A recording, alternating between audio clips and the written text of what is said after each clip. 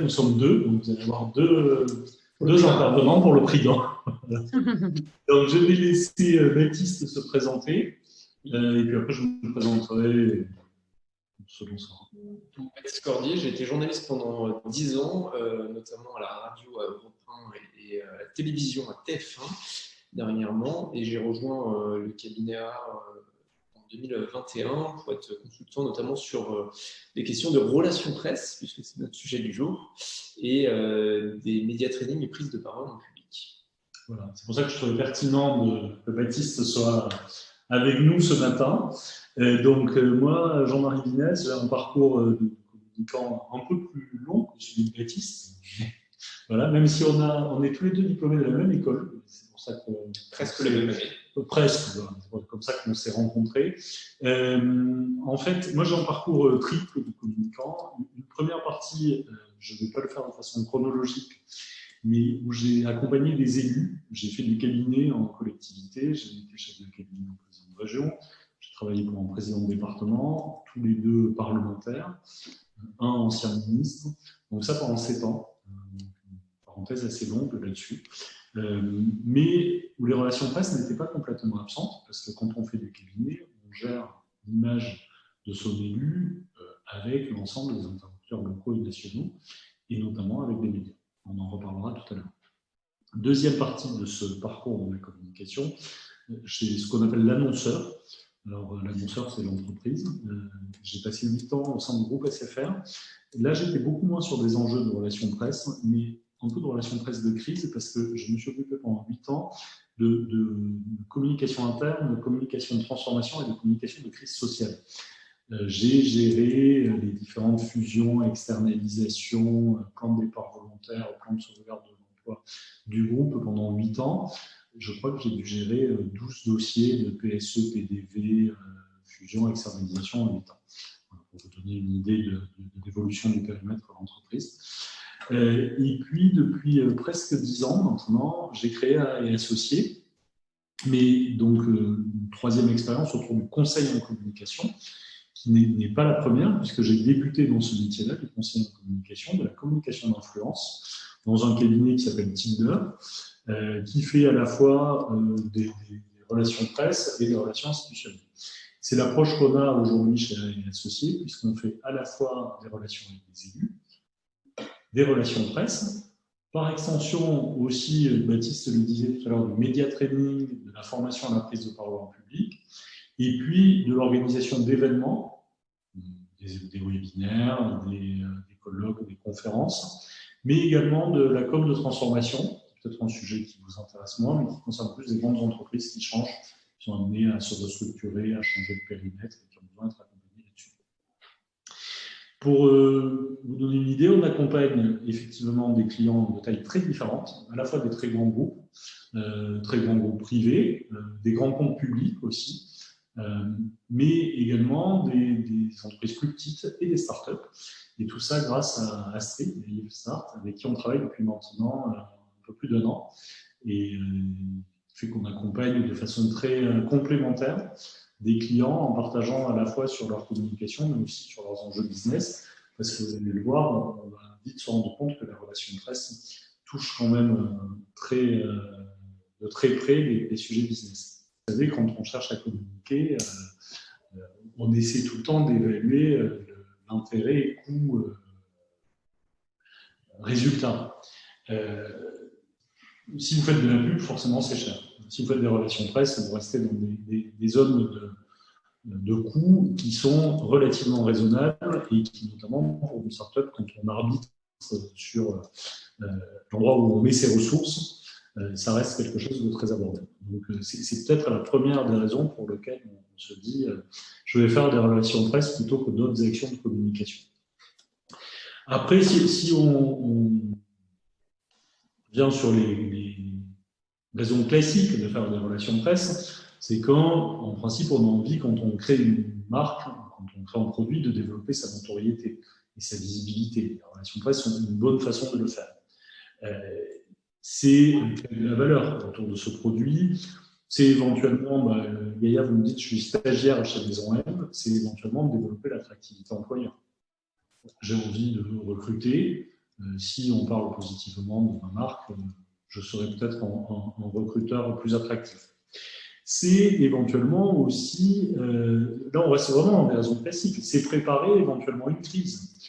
Dire je suis sur un segment de marché qui peut être compliqué, sur lequel il peut y avoir des risques, et en fait des relations presse peuvent aider dans le cadre de crise à faire passer le message. Ça, c'est toutes les raisons classiques. Après, faire une deuxième boutade, c'est tout sauf de l'ego, les relations presse. Et en fait, on ne fait pas des relations presse parce qu'on a juste envie de parler de soi. On fait des relations presse parce qu'on a besoin de le faire. Si vous avez juste envie de parler de vous, on a d'autres façons de et parce qu'on a des choses à dire. Parce qu'on a des choses à dire. Ça, c'est ce qui nous paraît, nous, important quand on fait les relations presse. Ensuite, si on va un peu au-delà de ça, on peut dire que voilà, les relations de presse, on en fait parce que c'est pas cher, mais on en fait aussi parce que c'est pas simple et ça se travaille. En fait. C'est pas simple. Quand je dis ça, c'est que je peux qui témoigner tout à l'heure en disant que j'ai contacté des journalistes locaux, ils n'ont pas repris, etc. En fait, il faut avoir une vraie stratégie sur les sujets sur lesquels on va communiquer, comment on va communiquer dessus et par quel biais, quel journaliste on va contacter, etc. Et tout ça, ça se travaille parce que vous créez votre entreprise, votre activité. Donc, c'est vous créez des matériels équestres en fibre végétale. C'est ça votre cœur de métier. Mais communiquer sur la création, la commercialisation, les filières que vous êtes en train de créer, la filière équestre en général, etc. C'est une autre partie de votre activité et c'est toujours un peu frustrant, on l'explique à nos clients, mais 90% de votre communication, ça va être sur 10% de votre activité, 10% de votre quotidien. Et 90% de votre activité, vous n'allez jamais en parler. Donc, autant vous dire que, par exemple, l'histoire de comptabilité, de filières d'approvisionnement, etc., de recrutement RH, qui peuvent vous prendre beaucoup de temps au quotidien dans votre création d'entreprise, ce n'est pas du tout quelque chose que vous allez exprimer auprès des médias. Donc, il faut sélectionner du coup ce que vous allez dire, comment vous allez le dire, à qui vous allez le dire auprès des cibles médias. J'allais dire, moi aussi, ça a une autre vertu de faire des relations presse, au-delà de l'objectif immédiat, où vous allez définir qui peut être la notoriété, qui peut être l'attractivité. L'autre vertu, c'est aussi de vous permettre de vous poser et de prendre le recul nécessaire sur ce que vous faites et éventuellement de benchmarker les concurrents, de mettre réellement en avant ce qui fait la différence de votre offre, ou la différence sur votre produit, ou la différence sur votre marque, qu'est-ce qui fait son originalité. Et en fait, quand on fait les relations presse, la nécessité de mettre en avant ce qui est différent et ce qui est original, c'est capital. Donc en fait, ça vous permet aussi de prendre le temps de ça et de vous dire, si je fais des relations presse, c'est comme le disait Baptiste justement, c'est que j'ai quelque chose à dire, et que ce quelque chose à dire, il est différent de ce que disent les autres. Donc c'est ce temps-là qui est nécessaire. C'est aussi vous équiper du logiciel du communicant. On peut avoir des choses à dire si on n'est pas ancré dans l'actualité, et s'il n'y a pas une nouveauté, on ne retiendra pas l'attention des journalistes. Donc en fait, ce logiciel de communicant, il vous aide aussi à vous dire comment je prends des sujets en faisant des choix, en arbitrant, Baptiste le disait, et en les entrant ou à l'actualité exogène, parce que, je sais pas, je prends l'exemple de l'équitation, évidemment, c'est l'exemple qu'on reprend beaucoup, mais vous allez avoir les Jeux Olympiques, je sais pas, par exemple, en 2024, il y a les Jeux Olympiques, bien entendu, on communique c'est plus facile de communiquer sur le matériel d'équitation pendant les Jeux Olympiques que dans une période où il se passait en termes d'équitation, par exemple, ou à plus court terme au salon de l'agriculture, par exemple, parce qu'il y a un intérêt de la presse pour tous les sujets qui sont liés à l'agriculture, à l'utilisation des animaux. Enfin, vous voyez, on peut trouver un lien d'actualité. Ou à l'inverse, ça peut être sur l'exemple de Carole, ça peut être plus communiqué sur l'aspect fibre végétale et pas du tout sur l'aspect, très peu sur l'aspect création de matériel équestre. C'est-à-dire que vous feriez du matériel de badminton avec de la fibre digitale, on pourrait communiquer que sur l'aspect fibre végétale. Et pourtant, j'imagine que si vous Carole, vous êtes lancé là-dessus, c'est que vous avez sans doute une passion pour l'équitation, pour ce monde-là, etc. Et c'est votre débouché, votre marché, c'est que vous avez des réseaux, etc. Mais dans la relation presse, parfois on va communiquer sur voilà, l'aspect fibre vital, comment je le fabrique, ou ça peut être aussi où je le fabrique. Si c'est à un endroit qui est ancré dans le territoire, etc., ça peut être intéressant de raconter cette histoire de la renaissance d'une filière, de l'appui du recyclage, du fait que ça s'appuie sur des fibres végétales. J'espère que je ne dis pas trop de bêtises sur le fond de votre business, Caroline. Mais voilà, vous voyez que du coup, on prend, quand on prend les choses avec le logiciel de communicant, on prend vraiment une paire de lunettes par rapport à la réalité, à l'organisation de son business propre, pour vraiment se projeter sur ce que recherchent les journalistes, ce qui intéresse les journalistes, et derrière les journalistes, il y a le grand public. Et alors, je rebondis sur ce que vient de dire Baptiste. Il a dit un mot qui est important, qui est projeter. Faire des relations presse, c'est aussi l'occasion d'anticiper. C'est-à-dire qu'on ne fait pas des relations presse uniquement réactives. L'idée, c'est que quand on va communiquer en presse, on va essayer d'anticiper un calendrier et se dire qu'est-ce que j'ai comme actualité, qu'est-ce que j'ai comme information, qu'est-ce que j'ai comme sujet que j'ai envie de faire ressortir et comment, sur un calendrier venant, sur un plan de communication, comment je vais le faire ressortir. Donc, en fait, ça, c'est aussi capital et ça vous aide à anticiper, à vous dire, voilà, je vais avoir tel événement à ce moment-là, tel événement à ce moment-là. Et ça peut même aider éventuellement à choisir un moment de lancement de produit. Si on est toujours sur l'histoire du rouge à lèvres, enfin, on change de sujet avec le rouge à lèvres pour éviter de parler tout le temps d'équitation. Peut-être que si vous lancez votre rouge à lèvres, vous n'êtes pas à 15 jours près pour le faire. Et si vous vous inscrivez à un moment où, je ne sais pas, on était la Saint-Valentin hier, j'imagine que c'est plus facile en presse féminine de lancer un rouge à lèvres avant la Saint-Valentin que de lancer un moment où il n'y a pas d'actualité. Donc en fait, cette anticipation, elle va aussi vous aider en votre business. Et en fait, c'est une des vertus fortes des relations de presse, d'être très ancré avec le business. Bon, alors, on a beaucoup parlé de pourquoi on fait des RP, quels sont les buts évidents et quels sont les buts peut-être moins évidents, mais qui nous ressortent très vite quand on accompagne des clients en RP. Le sujet, j'imagine, qui vous intéresse tous, parce que vous disiez tout à l'heure, on a essayé à Orléans de faire, pas à Orléans, dans le 45, je ne sais pas si c'est Orléans ou le Loiret, mais de faire des relations presse locales, et ça n'a pas tellement marché. C'est comment on fait, et comment on fait en sorte que ça fonctionne. Et du coup, donc, comment on fait des relations presse? Alors d'abord, la première chose, ça va être de définir ce qu'on appelle des cibles. Les cibles, ce sont les journalistes et qu'on va diviser en plusieurs groupes. Alors, il y a les journalistes locaux, c'est-à-dire qu'on est tous ancrés dans un territoire, donc les médias locaux sont intéressés par les créations d'entreprises, par la création de nouvelles activités.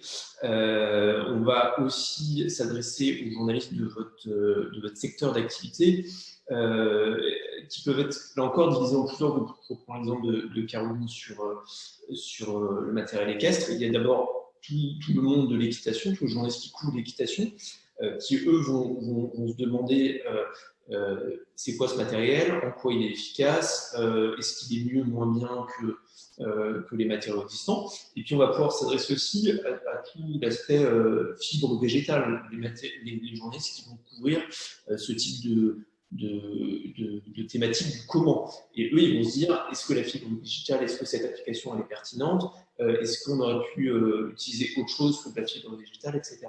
Et puis, le troisième type de cible, ça va être, je ne sais pas, Caroline, dans quel coin de France vous êtes, ça va être les médias locaux avec, regardez, cette start-up de la région qui se lance dans le marché international, ils vendent même jusqu'à l'autre bout du monde ce produit made in tel département, etc. Et donc là, vous voyez qu'on a défini en fait 3 cibles qu'on ne va pas du tout solliciter de la même façon. Ça ne sert à rien de raconter aux journalistes de la presse locale en quoi le matériel équestre est aussi performant que le matériel équestre habituel, traditionnel. Par contre, pour la presse équestre, qui va être une presse nationale, voire européenne ou mondiale, dire que c'est fabriqué dans tel endroit en France, bon, il y a un côté, on va pouvoir le dire, mais ça ne va pas être le cœur du message. La question pour cette presse-là, ça va être est-ce que ce matériel est efficace et performant et à la hauteur. Vous voyez que définir les cibles, ça va tout de suite commencer à nous aider à définir derrière les messages qu'on va adresser à chaque cible et la manière dont on va en parler. Et donc, sur l'exemple tout à l'heure dans le Loiret, il est possible, par exemple, que vous ayez parlé, je crois que c'est Carole qui utilisait cet exemple, que vous ayez parlé du côté on achète français, le Made in France, qui est un sujet intéressant, mais pas pour la presse du Loiret, pas particulièrement pour la presse du Loiret. Là, pour la presse du Loiret, il faut plutôt se mettre en avant soi-même. Créer des emplois Loiret. Voilà. Il faut mettre en avant votre parcours personnel et le fait que vous êtes ancré. En fait, c'est pas on achète français, c'est une start-up du Loiret veut nous faire acheter français, propose de nous faire acheter français. C'est ça l'histoire qu'il faut raconter. Et si on va plus loin dans les cibles, effectivement, la presse n'étant qu'un média, enfin, les médias n'étant que des médias vers des cibles que vous déterminez. À qui vous voulez parler? J'imagine que quand Jean va faire des relations presse, il a envie de parler aux ingénieurs, aux acheteurs dans des entreprises, et pas à Madame Michu. Que Madame Michu, si Jean, vous êtes votre start-up est implantée en Haute-Savoie, que Madame Michu a une masse conscience que votre start-up est en Haute-Savoie, vous n'en avez pas grand-chose à faire. Donc effectivement, cette définition des cibles, aussi, des cibles finales, elle est importante pour arbitrer sur les cibles médias qu'évoquait Baptiste. Si on rentre un peu plus dans le détail et dans l'opérationnel, vous nous avez dit, et c'est Carole qui nous a dit ça tout à l'heure, oui, moi j'ai récupéré quelques mails de journalistes locaux. Quand on fait relations presse, on dépasse cette dimension-là. Et nous, par exemple, on a des fichiers, on a accès à des fichiers qui nous permettent d'avoir les mails, les numéros de téléphone de tous les journalistes et de cibler par fichier en disant, ben voilà, on va chercher les journalistes qui s'intéressent à ça, ceux qui s'intéressent à ça, ceux qui sont là, et d'avoir des fichiers les plus précis possibles. Et ensuite, ces fichiers-là, une fois qu'ils sont constitués à partir d'outils auxquels on a accès parce qu'on a des abonnements, il va falloir aussi ensuite faire du sur-mesure. Parce que dans ces fichiers-là, vous imaginez bien, les 06 des journalistes, les 07 ne sont pas tout le temps là. Ça, c'est la connaissance du milieu qui fait qu'au bout de 3 appels, on a récupéré le mobile, qu'on sait que tel journaliste était plutôt intéressé par tel angle du sujet, tel autre par tel angle, que tel média a des contraintes de parution qui font que si on n'envoie pas le communiqué de presse le mercredi, on saura dans l'édition d'après, mais finalement ça ne les intéresse plus parce que ce n'est pas l'actualité. Donc ça, c'est ce travail de ciblage et de fichier, il est capital, et c'est le travail vraiment qu'il faut faire en amont. Ensuite, anticiper, on en a beaucoup parlé, mais effectivement, et c'est la suite de ce que je disais par exemple sur à quel moment on envoie un communiqué de presse. Cette anticipation, elle est aussi nécessaire pour faire de bonnes relations de presse, pour savoir à quel moment on va prendre la parole, à quel moment, voilà, avec des incertitudes. On va vous donner un exemple qui n'est pas du tout un client d'IF5, mais on a un client en ce moment qui a une grosse actualité et qui va faire une grosse annonce dans l'univers un peu institutionnel. On est pendu à un truc qui est tous l'annonce de la candidature du président de la République. L'annonce de ce client, si elle arrive le jour où le président de la République annonce qu'il est candidat, autant vous dire qu'elle va passer complètement à la trappe. Alors qu'il y a de quoi faire des beaux titres partout. Et enfin le jour et les 3 jours qui vont suivre, parce qu'il y a l'effet de souffle. Tout le monde va parler que de ça en 3 jours. Donc en fait, cette anticipation aussi, elle est nécessaire pour se dire à quel moment il faut communiquer. Quel est le bon créneau et la bonne fenêtre de tir pour communiquer en presse. Et alors, une fois qu'on a décidé à quel moment, c'est comment, quels éléments on va rédiger. Alors déjà, on va essayer de varier les formats, c'est-à-dire qu'on va faire des communiqués communiqué de presse, on va faire un dossier de presse qui va résumer votre activité, etc. L'idée du dossier de presse, c'est que c'est quelque chose d'un peu intemporel qui donne les grandes lignes de votre activité, une présentation synthétique de 4 pages généralement de votre activité. Et les communiqués de presse, on va alerter les journalistes sur une actualité particulière.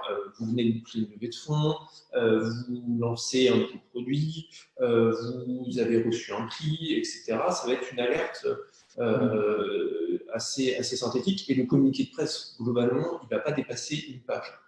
Au-delà d'une page, vous avez perdu le journaliste qui ne comprend plus pourquoi vous vous adressez à lui aujourd'hui, etc.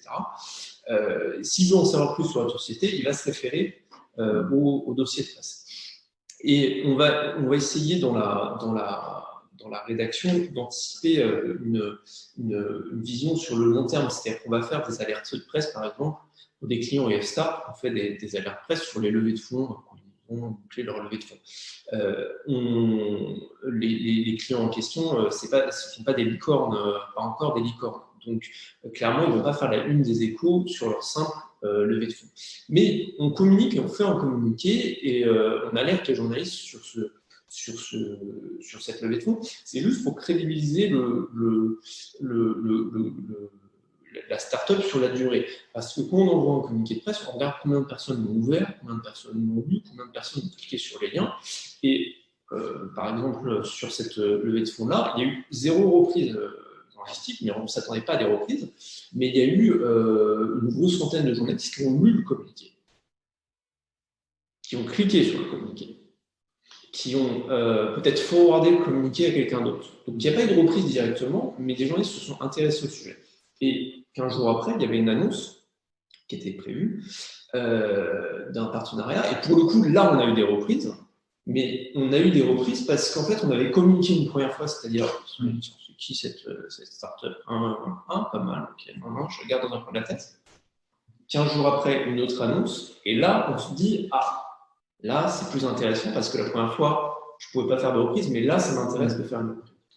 Et du coup, je rebondis là-dessus. Ce travail de long terme, il est aussi capital. C'est-à-dire que si vous envoyez un communiqué et puis point barre, en gros, ça ne sert à rien. C'est un coup d'épée dans le dos.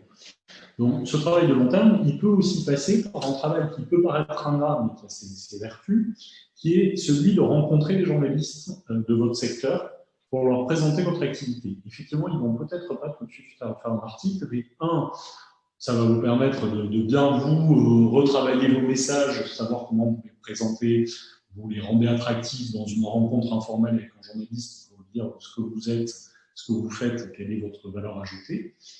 2, ça va vous permettre de faire un point d'horizon du secteur, parce que le journaliste que vous allez rencontrer sur votre secteur, il va vous dire oui, mais j'ai rencontré telle autre startup, votre concurrent, telle boîte qui fait à peu près ça, etc. Donc en fait, ça permet de vous tenir au courant de l'actualité du secteur. Et ce travail de rencontre un peu informelle avec des journalistes clés du secteur, il est aussi capital pour construire des relations de presse. Ce n'est pas uniquement communiquer. Quand Baptiste disait il faut varier les formats, donc il parlait de dossier de presse, il parlait de communiqué de presse, ça peut être un petit point de presse, ça peut être une petite conférence de presse, ça peut être donné à voir maintenant le journaliste sur un site de production ou dans un concours équestre pour lui montrer le matériel qui est utilisé par un cavalier national, par exemple. Voilà.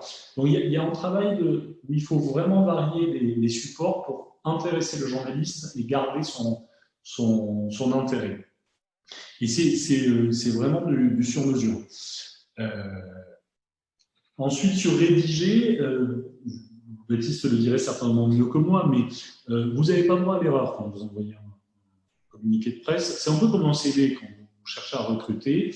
Vous recevez 50 ou 100 CV. Bon, ça n'a aucun rapport. Vous les éliminez d'emblée parce que, je ne sais pas, vous recrutez en consultant et vous recevez un CV de boucher charcutier. OK, très bien. Bon, ensuite, il y a ceux qui sont plus ou moins dans la cible. Donc là, c'est si vous êtes complètement trompé, que vous avez envoyé votre communiqué de presse au média qui n'est pas du tout bon, qui ne suit pas du tout le sujet. Bon. Mais ensuite, vous êtes dans le média qui suit le sujet. Donc vous recevez un CV, il est à peu près dans le truc. Et vous avez 5 secondes pour estimer un CV. Et sinon, il part à la poubelle. Et donc, c'est pareil avec un communiqué de presse. Donc, la forme, elle est capitale aussi.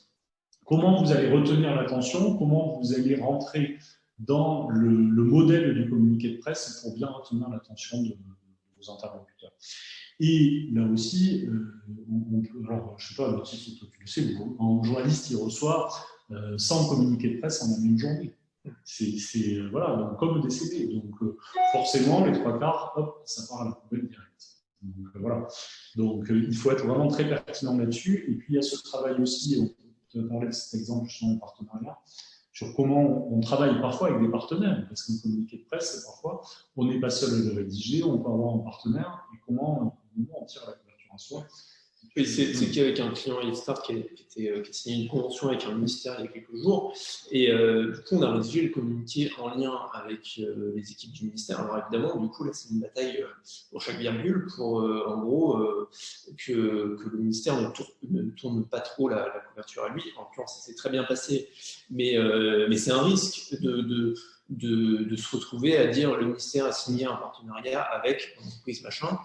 Là où on a fait en sorte que ce soit l'entreprise machin leader de ça, a signé une convention avec le ministère. Donc on a bien mis en avant dans la communication, dans l'action, que c'était le client qui était à l'origine du partenariat, etc. Et c'est un enjeu du coup parce que dans les reprises ont été très positifs sur le client et sur son activité.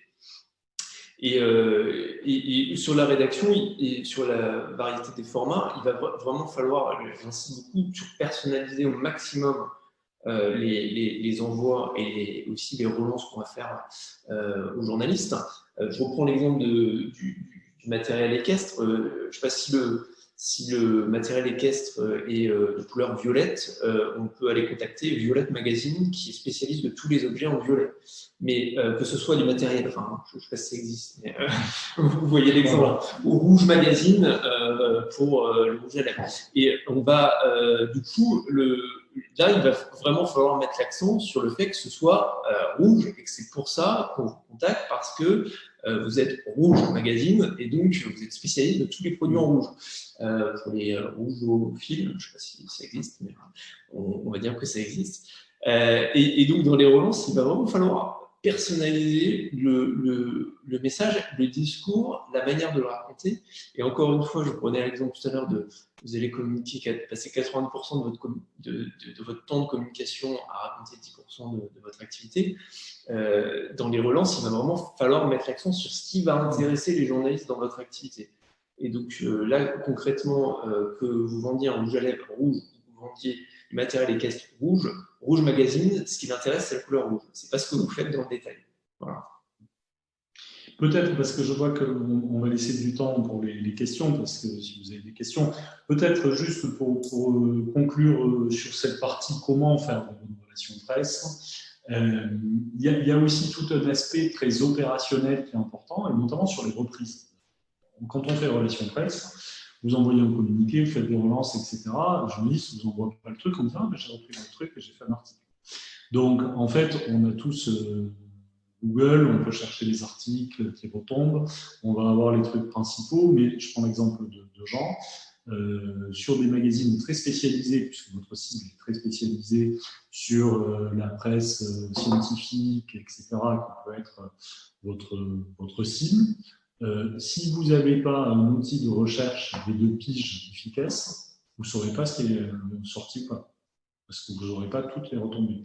Donc ça nécessite aussi, il y a tout cet aspect très opérationnel dans la relation presse, ensuite de mettre en place un outil de pige pour savoir exactement ce qui est tombé comme article, etc. Et puis peut-être, dernier point, et après on vous laisse les questions, il y a le sujet central du porte-parole. Quand vous montez une entreprise, vous l'incarnez. Et donc, au-delà d'un communiqué de presse que vous envoyez, qui peut être un peu désincarné, vous pouvez être interviewé. Ça peut être en presse écrite, mais ça peut être aussi en radio ou en télé, par de la presse locale. Je ne dis pas que vous allez faire le inventaire de TF1 demain, mais pourquoi pas sur le matériel d'équitation, vous pouvez très bien, c'est un sujet qui peut rentrer dans un trésor de TF1. Voilà. Et donc, le jour où ça vous arrive, effectivement, ça nécessite d'être préparé. Et si vous avez ces 7 minutes, vous allez pouvoir faire passer vos messages. Il faut les avoir bien déterminés. Et ça, on l'a dit, vous avez fait ce travail en amont pour faire un communiqué de presse, pour aller chercher les médias. Mais il faut aussi, vous, que dans la forme, vous soyez prêt à répondre à un média, quel qu'il soit. Et prêt à vous mettre en avant. Et dans le qui vous êtes, c'est aussi important pour communiquer sur votre entreprise. Si vous êtes, vous travaillez par exemple en famille, vous travaillez avec votre frère, votre sœur pour créer votre entreprise, ça peut intéresser des journalistes qui font un reportage sur ces entreprises. Ils créent leur entreprise en famille. Encore une fois, que vous fassiez du rouge à lèvres ou du matériel équestre, dans cet exemple-là, le journaliste, il va en parler, mais c'est pas ça le cœur de son métier. Il va dire, bah alors, est-ce que c'est facile de travailler avec son frère au quotidien, etc. Comment ça se passe? Quelles astuces vous avez à donner à vos lecteurs? Donc en fait, il faut mettre de soi aussi dans la